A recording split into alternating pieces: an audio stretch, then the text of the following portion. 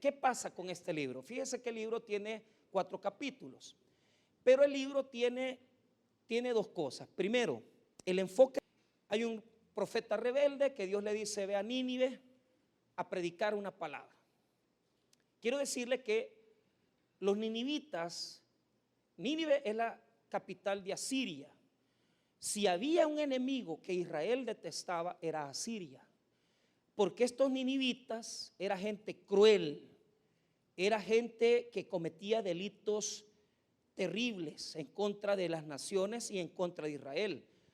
Algunos libros de la Biblia los acusan porque son genocidas, matan gente, sacan los bebés de las embarazadas, venden esclavos. O sea, si había un pueblo despreciable, eran los de Asiria, los ninivitas. Despreciables como usted no se puede imaginar. Le han causado daño a muchas naciones y le han causado daño a Israel en particular. Entonces, Jonás recibe un llamado de Dios. Ve y predica a los ninivitas. Jonás no quiere predicarle a los ninivitas y huye de Dios. Y se va a una ciudad, Tarsis. Tarsis está tan lejos de Israel como usted no tiene idea. Era subirse en un barco y ir a España. Desde Israel hasta España. Ahí se establece el lugar como Tarsis. Entonces, lo que quiere decir el relato es huir de Dios hasta donde termina el mar, hasta donde termina el mundo conocido. Lo que quiere Jonás es no cumplir la voluntad de Dios. Pero ¿qué sucede? Los que ya leyeron la parábola, la enseñanza, en el capítulo 1 Jonás se revela, pero en el capítulo 2, cuando el pez, ¿verdad?, que es una figura con la que el libro utiliza, porque realmente eso es lo que es una parábola. Entonces dice que está en el Seol, dice que él se siente muerto, pero cuando él desciende en esa profundidad, porque el pez eso es lo que representa, nuestro hundimiento, representa nuestro ahogamiento, Jonás se compromete con Dios a cambiar.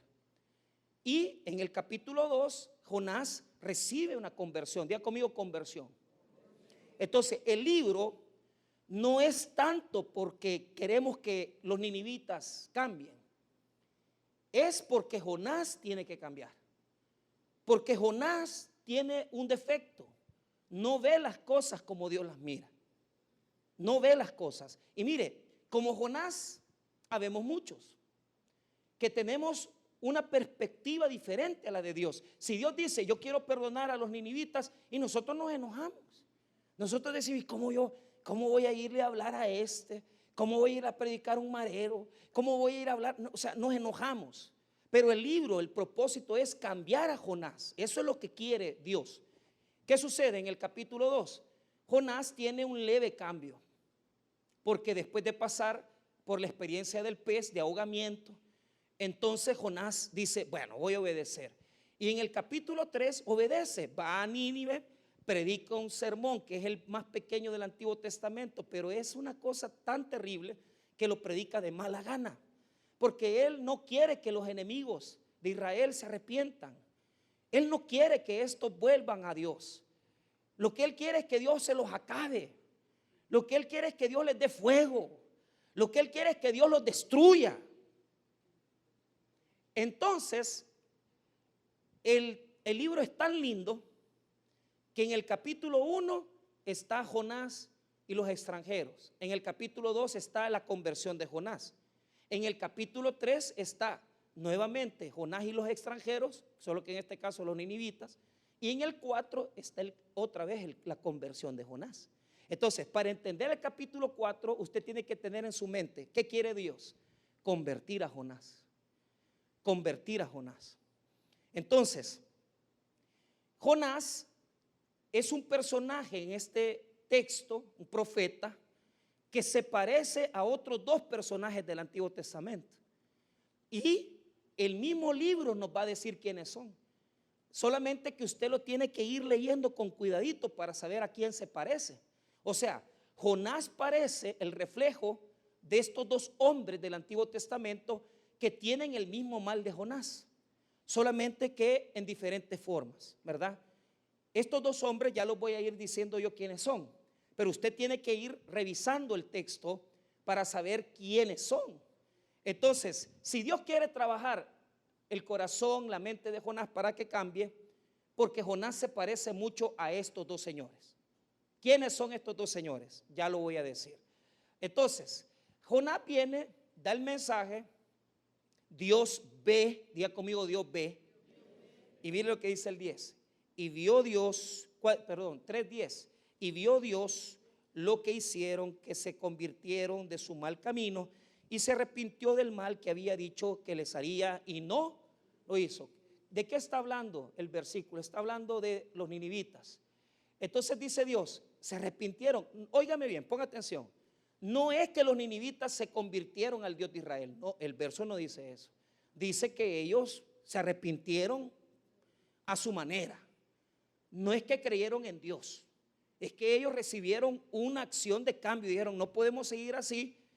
Este profeta vino a predicar y recibieron una condición de arrepentimiento. Dijeron, ya no queremos seguir igual. Probablemente podemos compararlo con el arrepentimiento de un bolo de goma que dice, ya no vuelvo a tomar, ¿verdad? Y le promete a la mujer, ya no vuelvo a agarrar una cerveza. Mentira. O sea, los ninivitas no se arrepintieron con sinceridad, porque toda la Biblia, tanto el profeta Nahum como también el profeta Abdías, nos habla de que estos siguieron después haciendo lo malo. Entonces, este arrepentimiento es un arrepentimiento así de casi remordimiento. Le pesó la conciencia pues a los ninivitas y dijeron, pero ese arrepentimiento bastó para que Dios les perdonara la vida. ¿Sabe por qué? Porque Dios es misericordioso.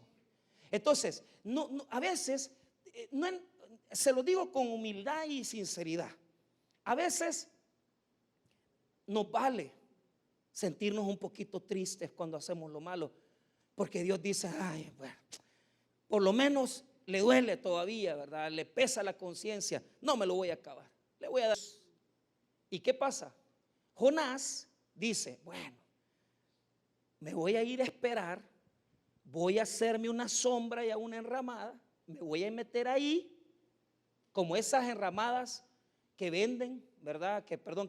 Donde venden conchas así a la orilla del mar, del Espino, del Cuco, de todas las playas del Majagual. Usted las ha visto porque ya se ha tomado sus cervezas ahí, ¿verdad? Entonces, ¿cuál es la característica de las enramadas? Siempre entra un poquito de sol. Las enramadas tienen la característica que son eso.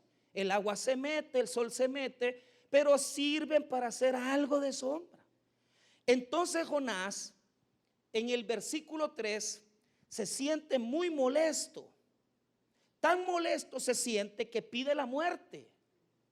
Se siente triste, se siente deprimido. Cuando una persona, la palabra depresión, presere en latín, quiere decir el que siente carga, el que siente una presión, el que se siente bajo una carga que lo agobia. La persona depresiva, las depresiones pueden ser de carácter, claro, externo, es decir, una situación que estoy viviendo me está provocando una actitud de sentirme mal y yo me deprimo. Pero hay personas que tienen situaciones psicosomáticas, es decir, ya sufren de depresiones porque es algo congénito. Los papás sufrían de eso, ellos heredaron ese tipo de situación psicológica y emocional. Entonces, uno tiene que aprender a conocerse, tiene que aprender a saberse, uno tiene que saber por dónde viene la cosa. Si yo realmente sufro una situación del carácter que voy a hablar ahorita, es porque mi carácter tiene que ser transformado, es porque mi carácter tiene que ser diferente. Ahora, este tipo de situaciones es bien interesante porque fíjese que en el verso 3 él dice, estoy enojado hasta la muerte. ¿Por qué está enojado?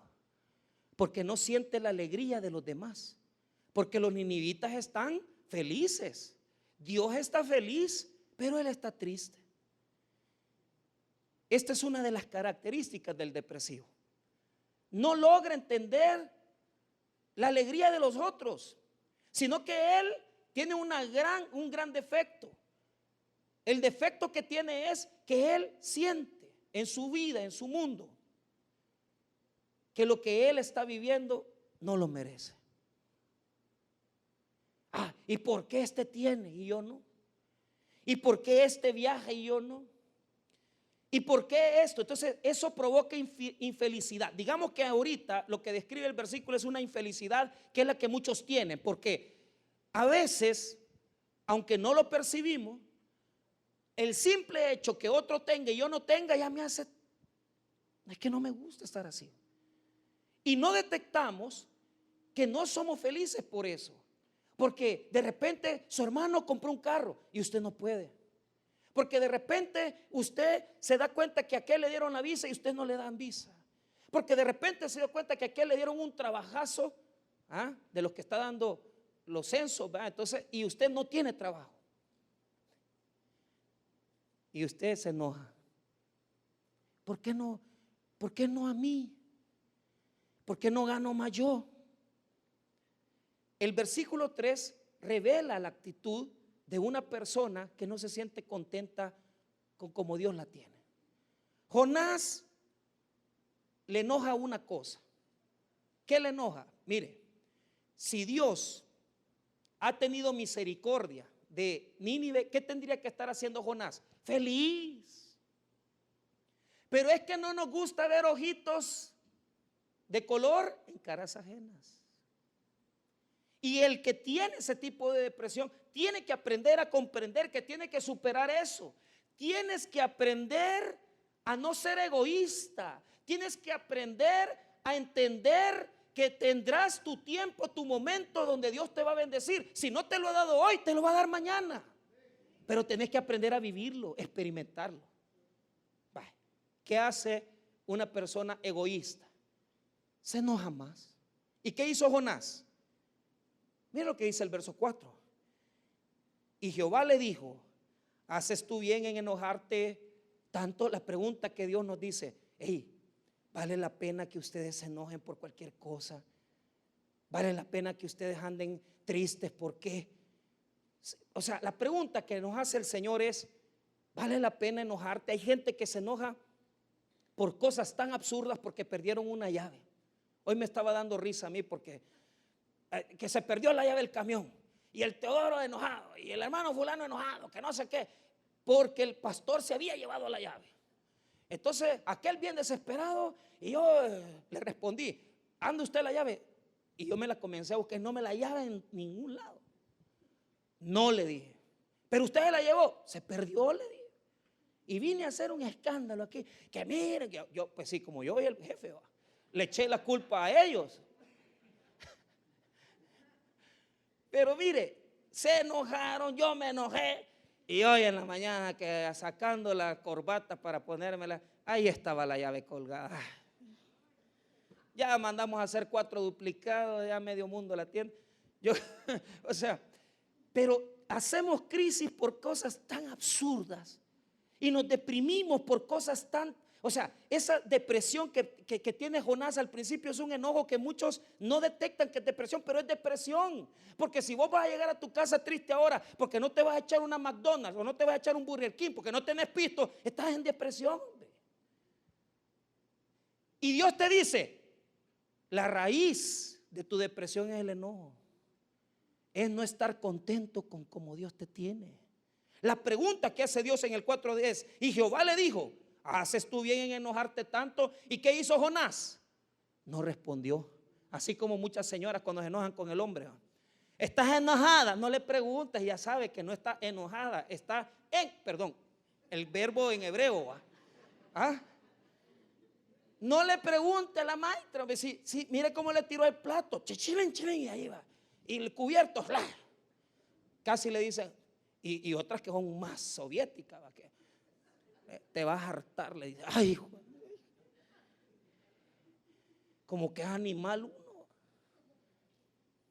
Pero así somos muchas veces.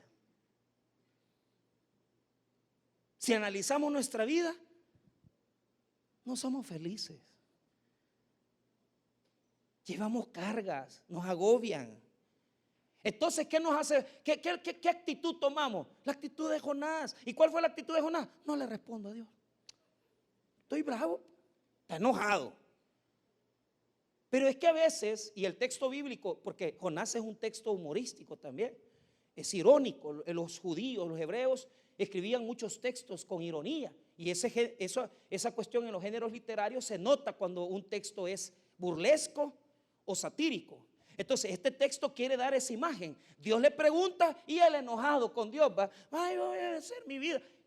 Si es que hay gente que se les nota que andan enojados, pero no dicen que andan enojados con Dios, porque son chiquitos, porque no tienen pisto, porque son negros, porque son cheles, porque cualquier cosa. No voy al culto. El hombre le dice, vamos a ir a la iglesia hoy. No, tengo que planchar, tengo que hacer la comida de los niños. Va, pues quédese planchando. Usted venga a hacer la iglesia, che. Ay, déjela que se enoje. Pero así es Dios.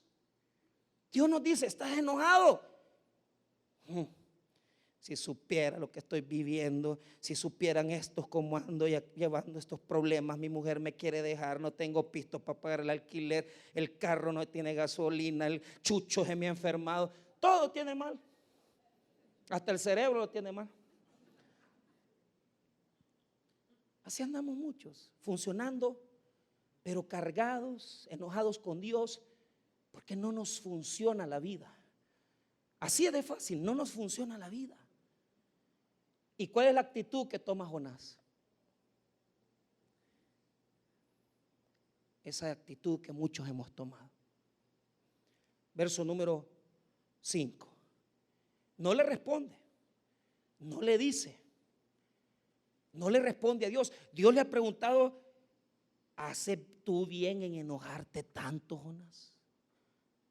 Pero no le responde. No le responde, sino que solamente actúa. ¿Y qué hace Jonás? Se fue a agarrar sus 3 pedazos de madera, bambú, yo no sé qué agarró, y se hizo la bendita enramada. Mire el versículo 5. Y salió Jonás de la ciudad y acampó hacia el oriente de la ciudad. Note estas palabritas clave. Mire esas palabras. Primero, y salió Jonás de la ciudad y acampó hacia el oriente. Esa es la primera cosa que quiero que le ponga atención. A la otra cosa que quiero que le ponga atención es cuando Jonás en el verso 3, aunque lo retroceda un poquito, dice, porque mejor me es la muerte que la vida. Entonces, estas dos cositas, nótela. Se va Jonás, sale de la ciudad, el versículo número 5, mire, vuélvalo a leer. Y salió Jonás de la ciudad y acampó hacia el oriente de la ciudad y se hizo ahí una enramada y se sentó debajo de ella a la sombra hasta ver qué acontecería de la ciudad. Ay, se hizo su enramadita. Ay, aquí voy a estar viendo cuando Dios se los acabe, cuando Dios los destruya, cuando baje fuego del cielo y los haga pedazos a los ninivitas. Jonás, Dios no se los va a acabar, Jonás.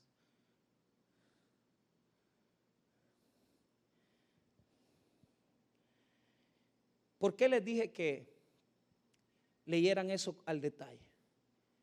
Fíjese que primero detectamos aquí los enojos, pero si leemos con cuidado otro versículo de la Biblia, vamos a ver a quién se parece Jonás, quién está detrás del personaje de Jonás.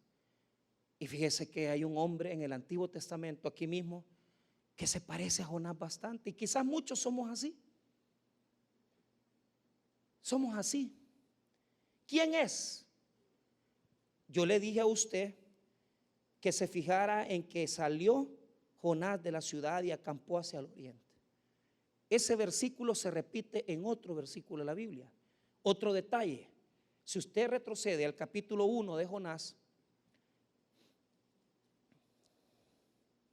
y ve en el versículo número 3, mire lo que dice.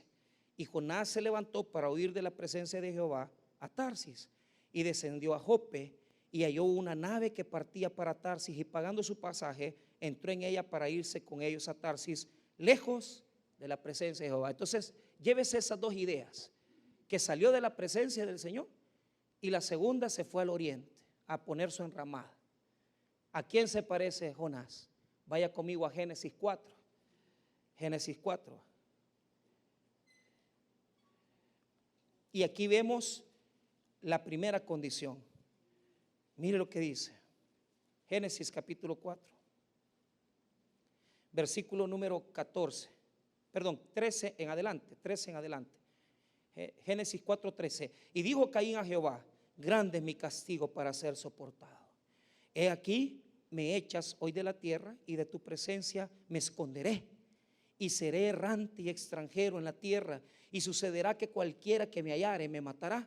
Y le respondió Jehová: ciertamente cualquiera que matare a Caín 7 veces será castigado. Ponga atención. Entonces Jehová puso señal en Caín para que no lo matase cualquiera que le hallare. Salió pues Caín de delante de Jehová y habitó en tierra de Nod, al oriente del Edén. También este se fue del jardín del Edén. Jonás no estaba alegre con lo que pasaba en Nínive. Caín no estaba en el Edén. Pero ¿qué sucede? Mire bien, el problema de Caín es el problema de Jonás. ¿Y cuál es el problema de Caín y de Jonás? El problema de Caín y de Jonás es que no podemos ver que Dios bendiga a otros, que nos sentimos envidiosos, celosos, nos enojamos. Jonás no quería recibir que Dios había perdonado a los ninivitas. Caín no pudo soportar que su hermano fuera quien estuviera más en agrado con Dios que él.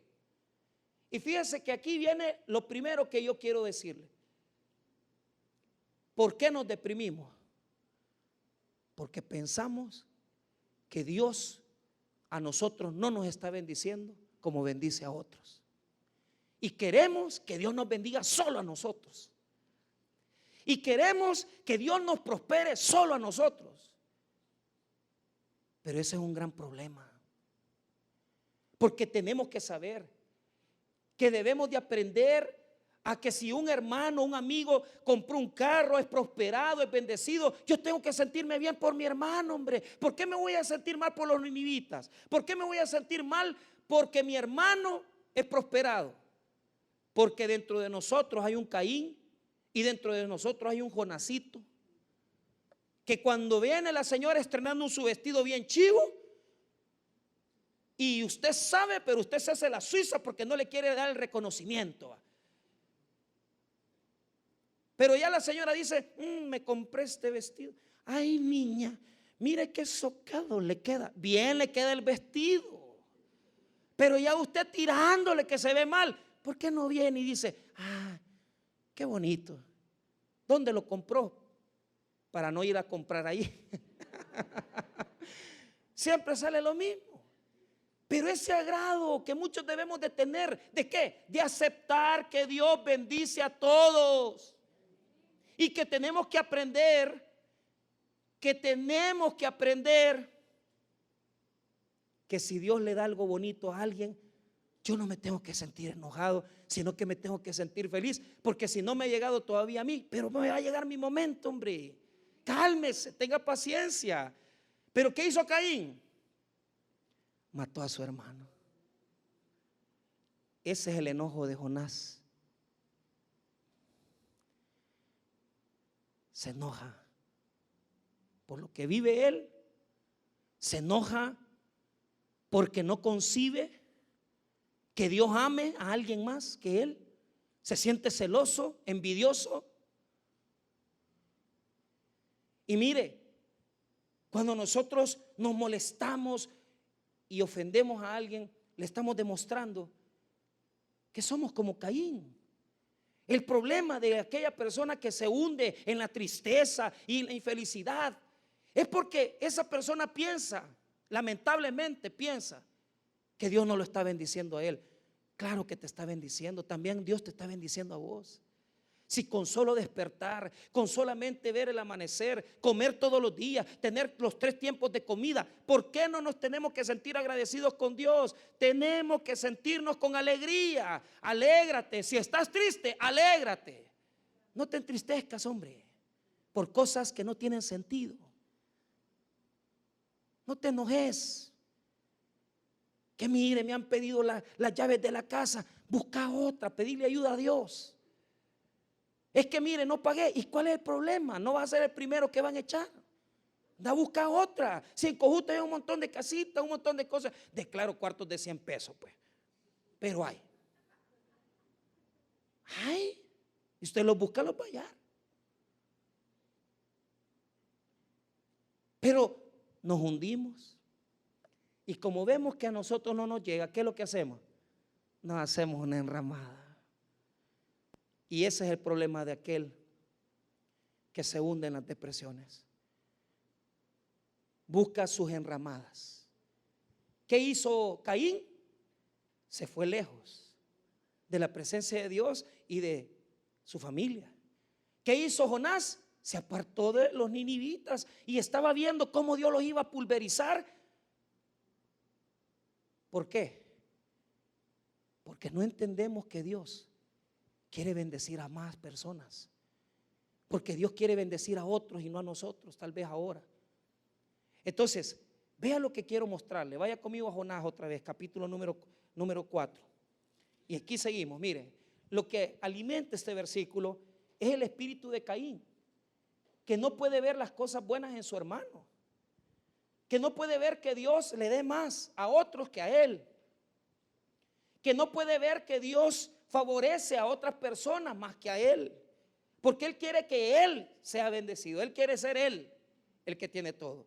Entonces, mire lo que hizo Jonás. Se armó su enramada en el versículo 5, 4, 5, y se sentó debajo de ella a la sombra hasta ver qué aconteciera en la ciudad. Él está ahí solo viendo de lejos. Mire, hay un montón de gente que se hace enramadas. El hombre puede hacer enramadas para taparse del sol. Y mire cómo Dios bendice al hombre. A pesar que Jonás está equivocado, sintiéndose así, ¿sabe qué hace Dios? Mire qué bonito el versículo número 6. Y preparó Jehová Dios una calabacera, la cual creció sobre Jonás para que hiciese sombra sobre su cabeza y le librase de su malestar. Y Jonás se alegró grandemente por la calabacera. Bueno, hicimos la enramada y Dios, mira, en la enramada Dios hizo crecer una calabacera. ¿Qué es eso? Es como una enredadera, ¿verdad? Y aquellos hoyitos que tenía la bendita enramada se taparon. Ya el sol ya no entraba, porque esta es la hoja de esta planta, es grande.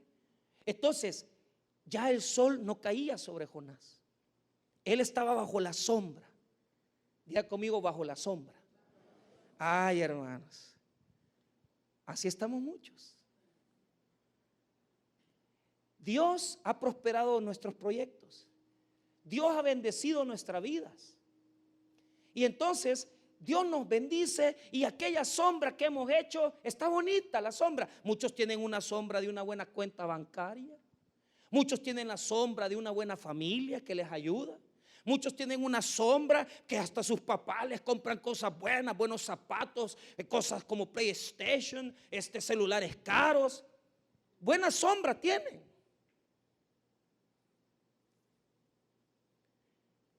Algunos su negocio les prospera, algunos les dan un trabajo bueno y comienzan a ganar $3,000, $4,000 al mes, hasta $5,000. El hombre puede levantar enramadas, pero el que da la sombra es Dios. ¿Y qué pasa? Esa sombra y esa calabacera arruina a los seres humanos.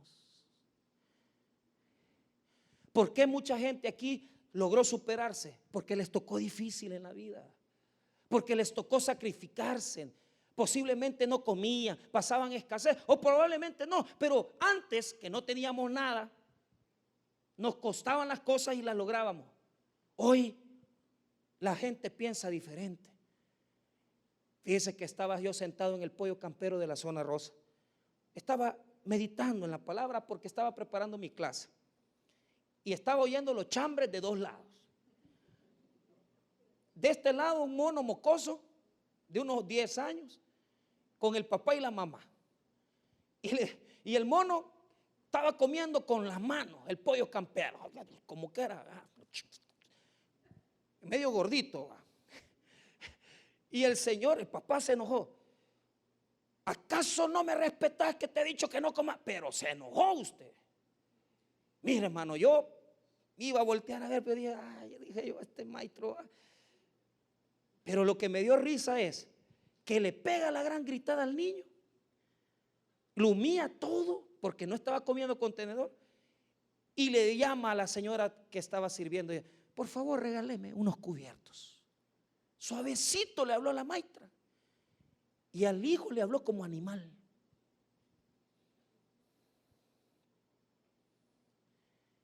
Y yo digo, ¿cómo es que somos nosotros los padres? Por eso es que los monos hoy prácticamente no nos hacen caso. Por eso es que los hipotes a veces, claro, nosotros íbamos al pollo campero una vez allá a los 2 meses, si acaso. Pero claro, los monos hoy hacen lo que quieren, pero también los papás nos colaboramos. Y otro hablando fantasías al lado izquierdo mío. El mes pasado fui a Hawái. Y yo me hacía así, pero ya me tenía harto. Estaba con una subcolombiana,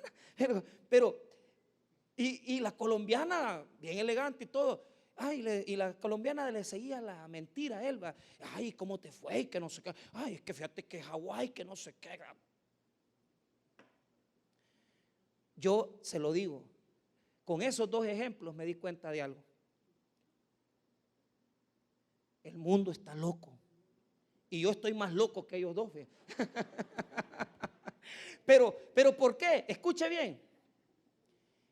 Si supieran todas las cosas que Dios les ha bendecido. El otro hablando con soberbia, hasta malas palabras, que viajaba aquí. Y yo dije, pobrecito este muchacho, ¿cómo necesita a Dios? Y esta familia que está aquí, ¿verdad? Que no quizás este señor cuando no está nadie presente, a ver cómo tratará a su hijo, porque si aquí enfrente en el restaurante lo maltrató todo. Pero lo que yo analizo es que estamos tan cómodos que se nos olvida que hay tanta gente que no tiene sombra. ¿Y qué hacemos nosotros? Ponga atención, porque este es el centro del mensaje. Hacemos unas calabaceras, metemos nuestro mundo, nuestra vida, mi casa, mis hijos, que estén bajo la sombra y que todos tengan pisto y que estén bien y que no sé qué, y los protegemos y les decimos, aquí vénganse porque aquí está la sombra de papá o de mamá. Diga conmigo, mi mundo. Eso es lo que está acabando esta sociedad. Nos hemos encerrado y se nos ha olvidado que hay más gente. Y el ser humano se encierra en su mundo, en su casita, en su enramada, en su sombra, y se deprime por cosas tan absurdas. ¿Por qué? Mire, Dios le dio la calabacera. Él hizo su enramada y Dios le dio su calabacera. Y todo bien. ¿Cómo se sintió Jonás? ¿Cómo dice el versículo 6 al final? Y se alegró grandemente. Que nos vaya bien, que vendamos, que los hijos estén bien, que jueguen, que jueguen buenos jugadores de fútbol, que los niños, que la casa esté bien bonita, que el carro esté bien nítido. Felices, alegres. Ay, papito.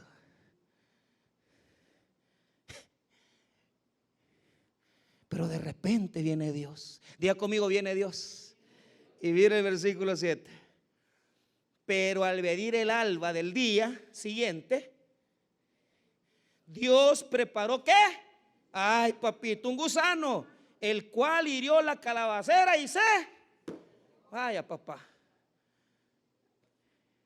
Y Dios dice: ¿qué pasa si yo entro en tu mundo y te lo acabo?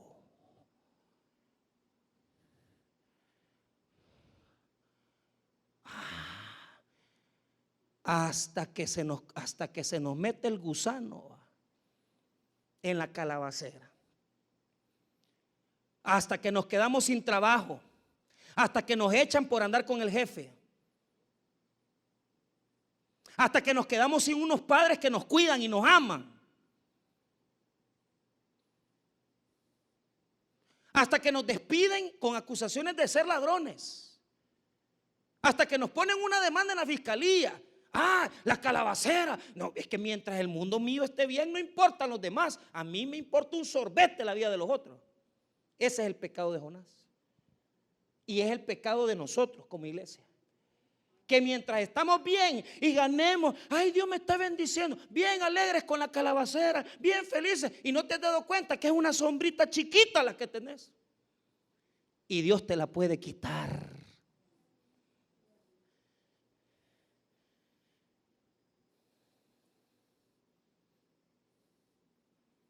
¿Cuál es el ridículo? ¿Qué pasó en el versículo número 7? Porque el gusano subió, la calabacera se secó. Y miren el 8. Y aconteció que al salir el sol, preparó Dios un recio viento solano, y el sol hirió a Jonás en la cabeza y se desmayaba. ¿Y deseaba qué? Imagínense, la bendita choza que tenía con hoyo, la calabacera podrida por el bendito gusano, y de repente un recio viento caliente. El viento solano es lo caliente, y el polvo, hermano, y aquel calor que se siente hoy con estos calores que no son de menopausia, sino que calores que el suelo está caliente, el ambiente está caliente, y usted está enojado con el polvo. Pero a mí lo que me da risa es que dice, y se desmayaba y deseaba ¿qué? La muerte. Pero mire lo que decía, ponga atención, diciendo: mejor sería para mí la muerte. Jonás, ¿por qué te querés morir, Jonás? Porque no te salió la venta de $60. Por un pinche gusano estás llorando. Porque se te pincharon las llantas, porque no tenés para cambiar la llanta del carro, porque no tenés los 5 pesos para andar en la moto, porque te cayó el agua cuando venías del trabajo en San Salvador y te mojaste. Ahí venías enojado, entrando como que sos Neromba. ¿Cómo te fue? No me hablen, no sé qué. Bravo. Porque el bendito Señor se enoja porque Dios se mete con él, le pone gusano, y uno se enoja porque pierde la llave, porque la llanta no está bien, porque no tiene para pisto para mañana. Mira, papito, te voy a decir una cosa. En lugar de estar enojado por lo que estás viviendo, en lugar de deprimirte y enojarte, porque esa es la depresión, frustrado por una cosa tan pequeña como un gusano. O sea que porque sentís calor vas a desear morirte. O sea que porque no te salió el negocio de este mes te vas a querer morir. O sea que porque tu papá no te quiere te vas a morir. O sea que porque no tenés pisto te vas a suicidar. O sea que porque estás muy jovencita vas a ir a tirar un niño al basurero. Eso vas a hacer. Te voy a decir esto. Diga conmigo: no estamos solos. Ese es el problema del depresivo, del suicida, que piensa que su mundo es tan chiquito y que solo a él le pasan las cosas malas, y que solo él tiene un gusano, y que solo él tiene calor, que por cosas pequeñas se quiere quitar la vida. Hermanos míos, oiga bien, ¿qué es lo que estaba esperando Jonás? Que destruyera Nínive, pero Dios destruyó la calabacera de él. ¿Qué pasa si mañana lo perdés todo? ¿Te vas a poner a chillar? No. ¿Por qué? Porque si Dios hizo salir 24 horas de sombra sobre mí, porque 24 horas dura la sombra, Dios puede hacer salir otra calabacera más. Y Dios puede darme sombra, porque la bendición de Dios es para mí todos los días de la vida. Pero lo más importante es que me puede quitar cualquier cosa, pero la protección y la bendición de Dios es lo más grande que tenemos, la salvación de Jesucristo. ¿Por qué te vas a deprimir? ¿Por qué te vas a enojar? ¿Por qué vas a hacer que tu mundito sea algo tan pequeño? Porque no tenés zapatos, porque no tenés $2. Por Dios, hombre, levantate, hombre. Levantate de esa tristeza. ¿Por qué vas a ir a regalar un hijo, a tirar un hijo tirado, a dejar un hijo tirado si puedes hacerle frente? ¿Por qué te vas a suicidar, joven? Porque no te dieron un celular, porque no tenés $10, perdón. Ya estoy pensando, ya estoy en el siglo IV. Pero, Dios mío, hombre, hemos perdido el sentido de la bendición. De que ahora, solo porque los papás no le dieron $10 al muchacho, se suicidó. No hay. Pero ¿qué es lo que sucede? ¿Qué es lo que pasa? Nos enojamos porque al principio no tenemos lo que los otros, pero después terminamos en una burbujita encerrados pensando que lo que a mí me pasa no le pasa a nadie. Mira, con esto quiero decirte algo muy honesto. Vos no sos el único que está así. Hay mucha gente padeciendo necesidades. Hay mucha gente, hermano, llorando. Yo me acuerdo cuando mi sobrina estaba enferma. Y fíjese que a veces nosotros tenemos una actitud de que todo está mal, ¿verdad? Yo quiero que usted, hermano, quiere saber si está mal. Yo siempre he dicho lo mismo: vaya al hospital Blum, hombre, la UCI, vaya a ver. ¿Sabe cómo están los papás?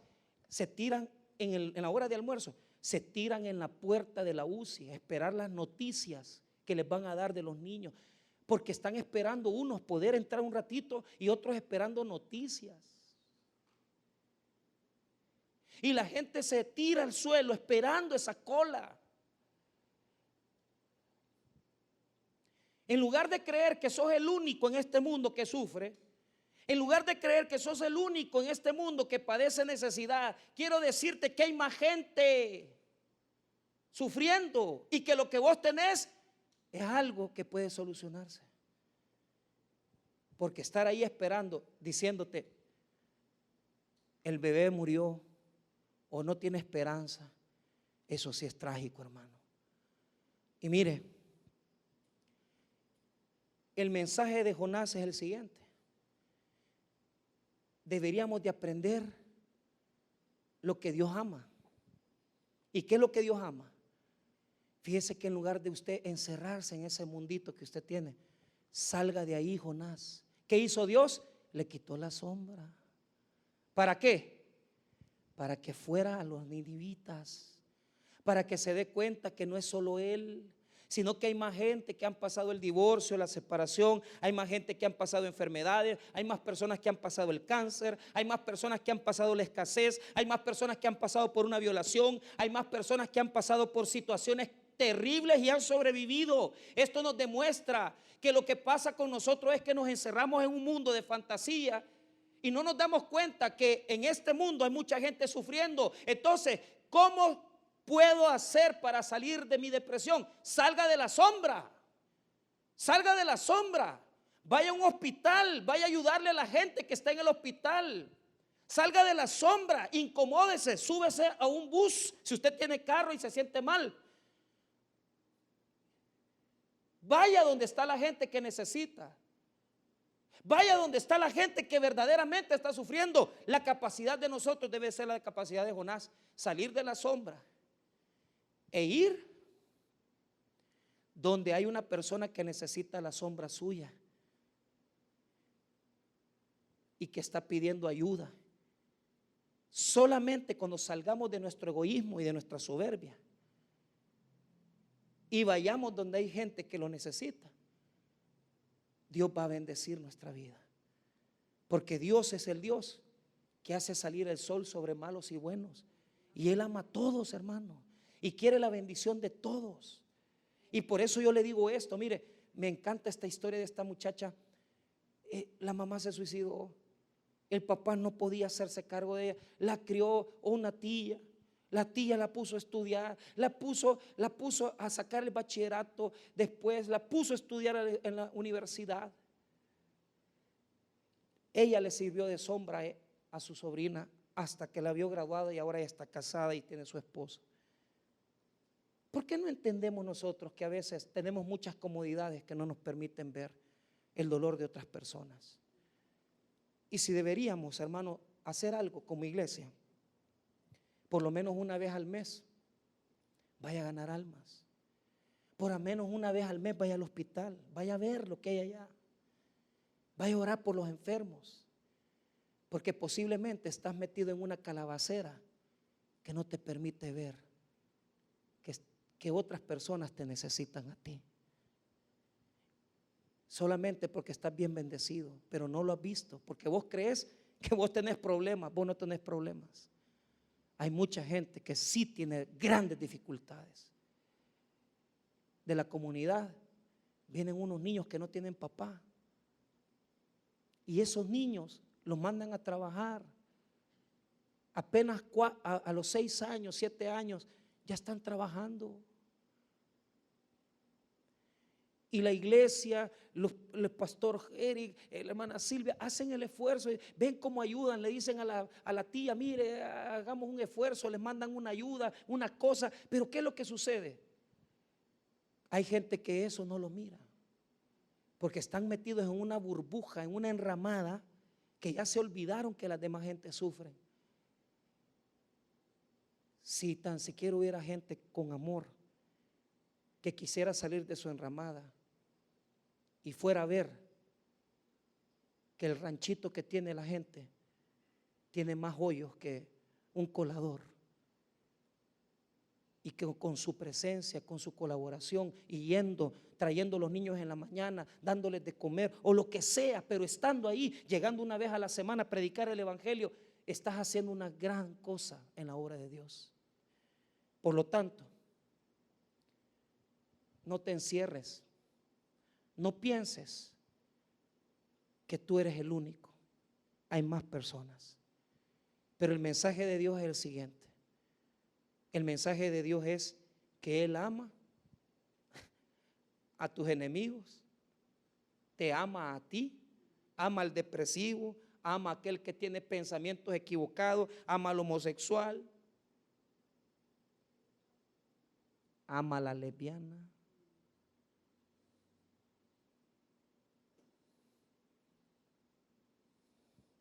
Por eso le dice a Jonás esta pregunta. Mire lo que dice el verso número 10. Perdón, el verso número 9. Entonces dijo Dios a Jonás, le vuelve a preguntar, ¿tanto te enojas por la calabacera? Versículo 9. Y él respondió, mucho me enojo hasta la muerte. 10. Y dijo Jehová, ¿tuviste tu lástima de la calabacera en la cual no trabajaste ni tú le hiciste crecer, que en espacio de una noche nació y en espacio de otra noche pereció? Y no tendré yo piedad de Nínive, aquella gran ciudad donde hay más de 120,000 personas que no saben discernir entre su mano derecha y su mano izquierda, y muchos animales. ¿Qué nos muestra? Que Dios ama hasta los animalitos. Él ama y quiere que todos se vuelvan a Él. Y si usted quiere ser más humano, tiene que amar a la gente, a sus vecinos, a sus hijos, a sus hermanos, a su perrito, a su gatito, al gay, a la lesbiana y a todo aquel que no se parece a vos. No te encierres en tu burbuja, no te escondas en tu calabacera, porque el día de mañana es bien fácil condenar a alguien que es homosexual, pero vos no sabés por qué lo es. Y si ese homosexual fuera tu hijo, ¿qué harías?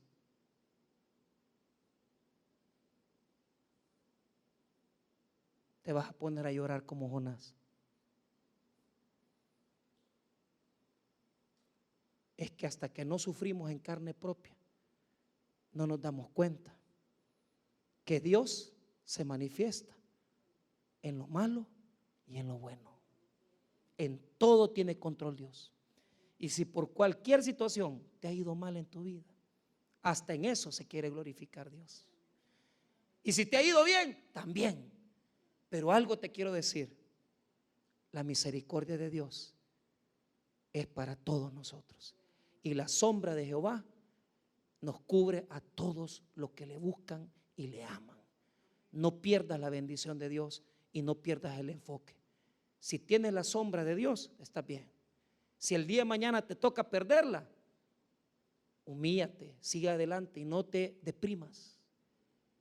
Y si el día de mañana te toca ir a hacerte más humano porque perdiste todo, pues entonces no esperes hasta perderlo todo. Ve ahora que estás bien.